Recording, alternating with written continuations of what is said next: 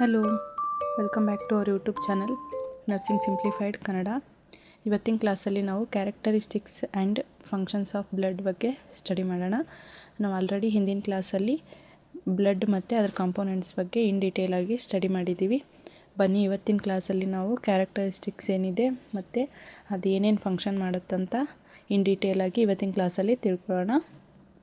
So ಬನ್ನಿ ಇವತ್ತಿನ video start ಮಾಡೋಣ. So first characteristics of blood, ಅದರಲ್ಲಿ ಫಸ್ಟ್ ಬರೋದು ಕಲರ್. ಬ್ಲಡ್ ಯಾವ ಕಲರಲ್ಲಿದೆ ಅಂತ ನೋಡೋಣ. Bright red when oxygenated. Blood ಯಾವಾಗ ಬ್ರೈಟ್ ಆಗಿರುತ್ತೆ ಅಂತಂದ್ರೆ ಅದು ಆಕ್ಸಿಜನೇಟೆಡ್ ಆಗಿದ್ದಾಗ ಅದು ಬ್ರೈಟ್ ರೆಡ್ ಕಲರಲ್ಲಿ ಇರುತ್ತೆ. ಸೊ ಡಾರ್ಕ್ ರೆಡ್ ಯಾವಾಗಿರುತ್ತೆ ಅಂದರೆ ಡಿಆಕ್ಸಿಜನೇಟೆಡ್ ಆಗಿರುತ್ತಲ್ಲ ಬ್ಲಡ್, ಆವಾಗ ಡಾರ್ಕ್ ರೆಡ್ ಆಗಿ ಇರುತ್ತೆ. ಡ್ಯೂ ಟು ಹಿಮೋಗ್ಲೋಬಿನ್ ಅಂದರೆ ನ್ಯೂಟ್ರಿಯೆಂಟ್ಸ್ ಮತ್ತು ವೇಸ್ಟ್ ಪ್ರಾಡಕ್ಟ್ ಆ್ಯಂಡ್ ಹಾರ್ಮೋನ್ಸ್ ಇರೋದ್ರಿಂದ ಅದು ಡಾರ್ಕ್ ಕಲರ್ ಆಗಿ ಇರುತ್ತೆ. ಸೊ ನೆಕ್ಸ್ಟ್ ವಿಸ್ಕೋಸಿಟಿ ನೋಡೋಣ. ಬ್ಲಡ್ದು about 5 times more viscous than water.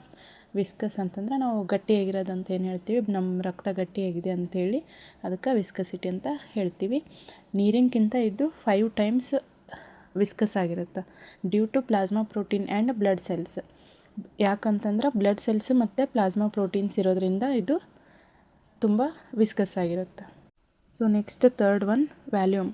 ನಮ್ಮ ಬಾಡಿ ಒಳಗಡೆ ಎಷ್ಟು ಲೀಟರ್ ಬ್ಲಡ್ ಇದೆ ಅಂತ ನಾನು ಹಿಂದಿನ ವಿಡಿಯೋದಲ್ಲಿ ಕ್ವಶನ್ ಕೇಳಿದ್ದೆ, ಅದನ್ನ ಇವಾಗ ತಿಳ್ಕೊಳ್ಳೋಣ. ಅರೌಂಡ್ 5 ಲೀಟರ್ ಇನ್ ಅಡಲ್ಟ್ ಮೇಲ್ ಇರ್ತಾರಲ್ಲ ಅವರಲ್ಲಿ 5 ಲೀಟರ್ವರೆಗೂ ಬ್ಲಡ್ ಇರುತ್ತೆ. ಸೊ ಫಿಮೇಲಲ್ಲಿ ಅರೌಂಡ್ 4.5 ಲೀಟರ್ ಇನ್ ಅಡಲ್ಟ್ ಫಿಮೇಲಲ್ಲಿ ಯಾಕೆ 0.5 ಕಮ್ಮಿ ಇರುತ್ತಂದ್ರೆ ಅವರು ಮೆನಸ್ಟ್ರುಯೇಷನ್ ಸೈಕಲ್ನ ಹೊಂದಿರ್ತಾರೆ, ಅದಕ್ಕೋಸ್ಕರ ಅವರಲ್ಲಿ ಬ್ಲಡ್ ಕಮ್ಮಿ ಇರುತ್ತೆ.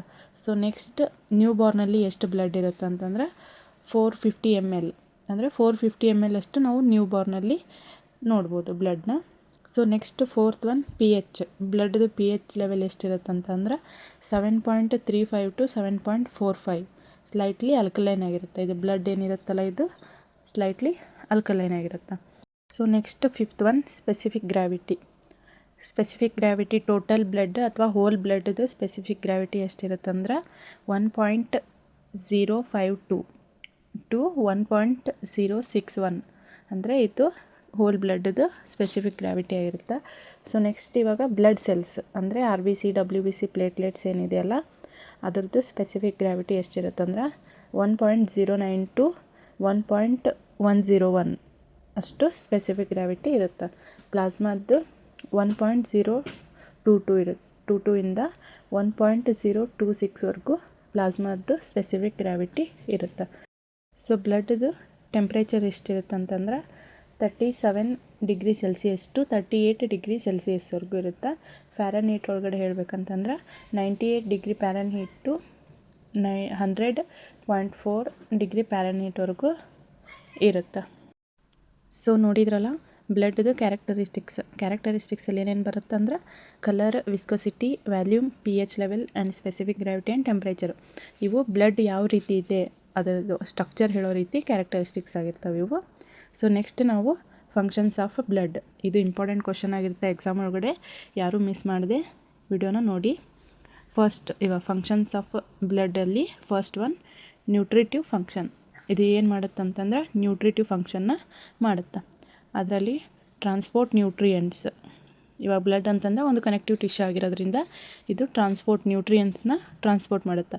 ಅದು ಯಾವ್ಯಾವ ನ್ಯೂಟ್ರಿಯೆಂಟ್ಸ್ ಅಂತಂದ್ರೆ glucose, amino acid, lipid, vitamins ಇವೇನಿದಾವಲ್ಲ ನ್ಯೂಟ್ರಿಯೆಂಟ್ಸ್ ಇವನ್ನ ಟ್ರಾನ್ಸ್ಫರ್ ಮಾಡುತ್ತೆ from the digestive tract to tissue.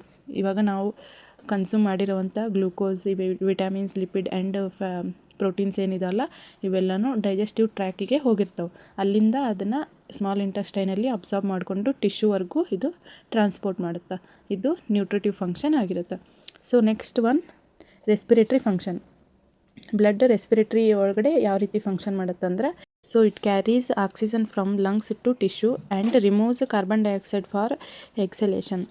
ಇದೇನು ಮಾಡುತ್ತಂತಂದ್ರೆ ಆಕ್ಸಿಜನ್ನ ಲಂಗ್ಸಿಂದ ಟಿಶ್ಯೂವರೆಗೂ ಟ್ರಾನ್ಸ್ಪೋರ್ಟ್ ಮಾಡುತ್ತೆ ಆ್ಯಂಡ್ ರಿಮೂವ್ಸ್ ಕಾರ್ಬನ್ ಡೈಆಕ್ಸೈಡ್. ಅಂದ್ರೆ ಟಿಶ್ಯೂಯಿಂದ ಬರುವಂಥ ಕಾರ್ಬನ್ ಡೈಆಕ್ಸೈಡ್ನ ಅದು ಎಕ್ಸೆಲ್ ಮಾಡುತ್ತೆ.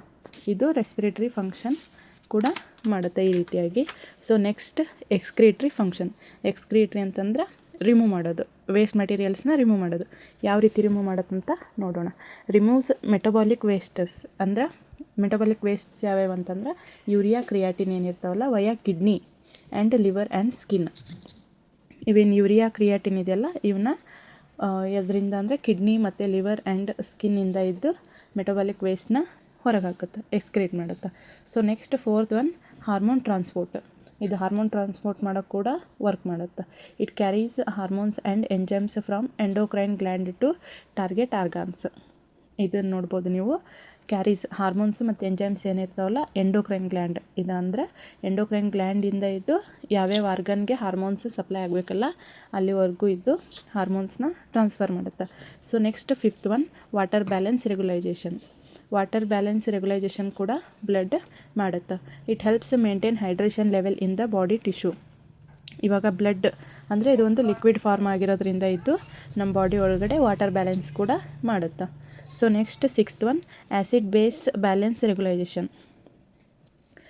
Plasma protein and haemoglobin act as a buffer to maintain pH balance. Acidic ಅಂದರೆ ಆ್ಯಸಿಡ್ ಬೇಸ್ ಬ್ಯಾಲೆನ್ಸ್ ಅಂತಂದರೆ ಇವಾಗ ಆ್ಯಸಿಡಿಟಿ ಅಥವಾ ಆ್ಯಸಿಡಿಕ್ ಆಗಿದೆ ಅಂತ ಏನು ಹೇಳ್ತೀವಲ್ಲ ಅದನ್ನು ಕೂಡ ಇದು ರೆಗ್ಯುಲೇಷನ್ ಮಾಡುತ್ತೆ. ನಮ್ಮ ಬಾಡಿ ಒಳಗಡೆ ಆ್ಯಸಿಡ್ ಬೇಸ್ನು ರೆಗ್ಯುಲೇಷನ್ ಮಾಡುತ್ತೆ. ಯಾವುದರಿಂದ ಅಂದರೆ ಪ್ಲಾಸ್ಮಾ ಪ್ರೋಟೀನ್ ಮತ್ತು ಹಿಮೋಗ್ಲೋಬಿನ್ ಇರೋದ್ರಿಂದ ಇದ್ದು pH ಬ್ಯಾಲೆನ್ಸ್ನ ಮಾಡುತ್ತೆ. So next 7th one temperature regulation. Blood distributes heat and help to maintain body temperature. ಇದು ಬಾಡಿ ಒಳಗಡೆ ಹೀಟ್ನ ಒಂದೇ ರೀತಿ ಡಿಸ್ಟ್ರಿಬ್ಯೂಟ್ ಮಾಡುತ್ತೆ. And it helps to maintain body temperature. ಇವಾಗ ಬಾಡಿ ಒಂದೇ ರೀತಿ ಟೆಂಪ್ರೇಚರ್ ಮತ್ತು ನಾರ್ಮಲ್ ಟೆಂಪ್ರೇಚರ್ ಹೊಂದಿರೋ ಥರ ಇದು ಒಂದು ಫಂಕ್ಷನ್ ಮಾಡುತ್ತೆ. ಇದು ಸ್ಟೋರೇಜ್ ಫಂಕ್ಷನ್ ಕೂಡ ಮಾಡುತ್ತೆ. It acts as a reservoir for essential substances.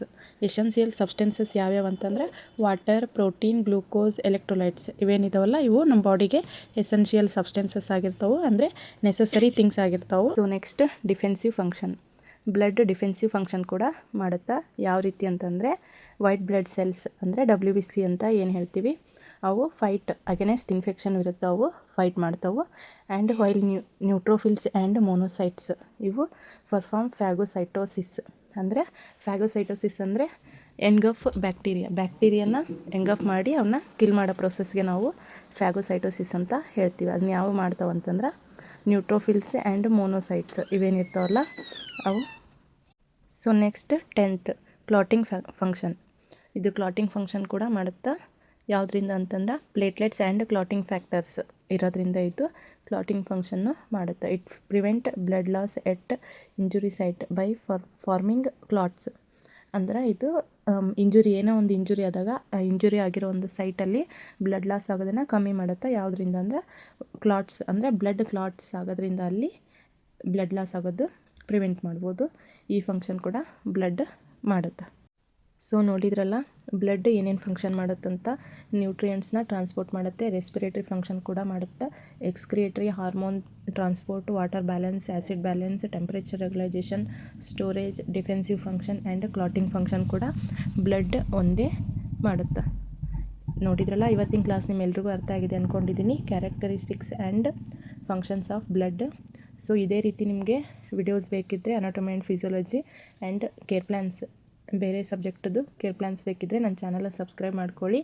ಇನ್ನೂ ಯಾರು ನನ್ನ ಚಾನಲ್ನ ಸಬ್ಸ್ಕ್ರೈಬ್ ಮಾಡದೆ ವಿಡಿಯೋಸ್ನ ನೋಡ್ತಿರ್ತೀರಾ ಅಂಥವರು ಸಬ್ಸ್ಕ್ರೈಬ್ ಮಾಡಿಕೊಂಡು ಟಿಲ್ ಎಂಡ್ವರೆಗೂ ವಿಡಿಯೋನ ವಾಚ್ ಮಾಡಿ. ಕಂಪ್ಲೀಟ್ ಇನ್ಫಾರ್ಮೇಷನ್ನ ನಾನು ನೀಡಿರ್ತೀನಿ. ಸೊ ಇವತ್ತಿನ ವಿಡಿಯೋ ನಿಮಗೆ ಇಷ್ಟ ಆಗಿದರೆ ಲೈಕ್ ಮಾಡಿ, ಶೇರ್ ಮಾಡಿ, ಕಮೆಂಟ್ ಮಾಡಿ. Thank you so much for watching this video.